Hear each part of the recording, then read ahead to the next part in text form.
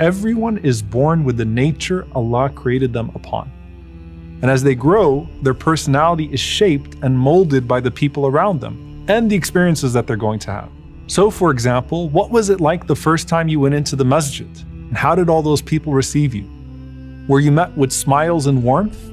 Or were you publicly scolded for being disruptive? These early experiences are going to dictate how comfortable you feel in large crowds. And more importantly, how comfortable you feel in the masjid. How was the prayer introduced to you? Was it introduced to you as a burden or a blessing? Did your parents teach you why you pray and then positively affirm you after you prayed? Or did you feel like it was forced on you with no explanation and then you were just disciplined if you failed? In many cases, your parents are the first window into the reality of Islam in all of its aspects. Everything from being generous to the less fortunate, to the blessing in feeding your family, especially in Ramadan, to the value of charity in all of its manifestations. Abdullah ibn Umar radiallahu ta'ala anhuma would not have a meal at his home without an orphan at the table. And he said that was directly tied to what he learned from his father about the importance of feeding the orphans. But some things are not influenced by anyone, and you just find yourself naturally drawn to them. Some children are extroverts, and they thrive in large groups. And some children grow up introverted, enjoying their own inner world with their idea of fun being engrossed in a book, but hopefully not social media apps. Some kids can find discipline and responsibility to be hard. Other kids grow up being responsible and independent for their age. Some kids hate doing chores. Other kids love the idea of being helpful to their family. Some of us witness a lot of negative behavior, maybe even in our households. A child seeing your parents argue can shake your world, and you can end up internalizing the way that they dealt with their emotions.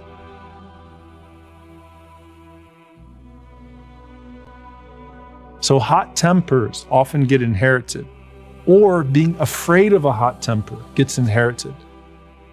People-pleasing, for example, is a common response to witnessing continuous parental disputes because you feel so helpless all the time that you just want conflict to end. Your personality is both nature and nurture. There was a companion by the name of Al-Ashaj Abdul Qais, radiyallahu ta'ala anhu. And this was a man who was a leader of his tribe. And so when his tribe came to see the Prophet sallallahu alaihi wasallam, they were so excited that they left everything behind. Camels were untied, things were all over the place. And so he stayed behind, not because he was slow, but because he was deliberate. And as a leader, he was getting everything put back together. And then he proceeded to the Prophet sallallahu alaihi wasallam later than everybody else. And when he got to the Prophet ﷺ, he wasn't condemned. In fact, the Prophet ﷺ said, "Verily, you have two qualities that Allah loves.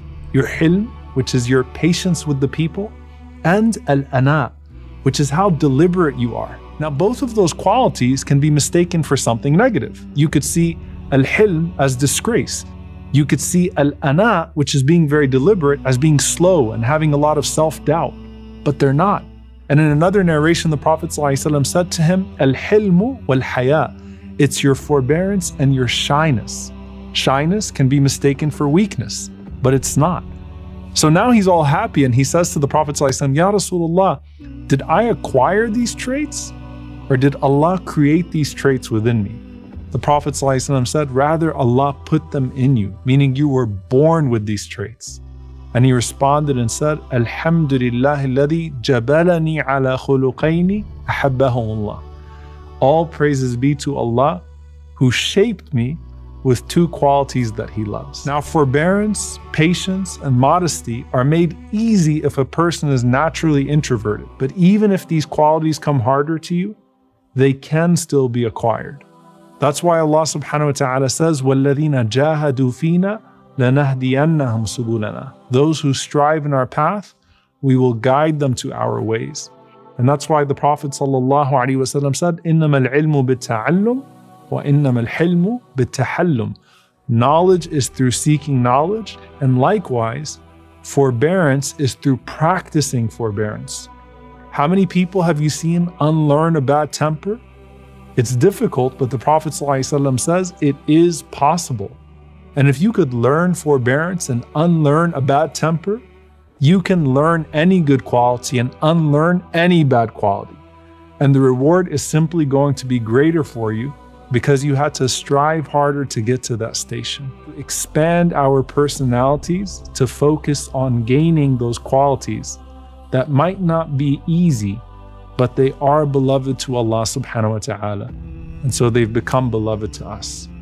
We become inspired by our friends and our families to expand our personalities, to try new things, to build new strengths and new talents. And when we have conversations and share moments together, we learn more about each other and expand our horizon. And while personality is the driving force behind your journey to Allah, it isn't the only factor that determines your life path.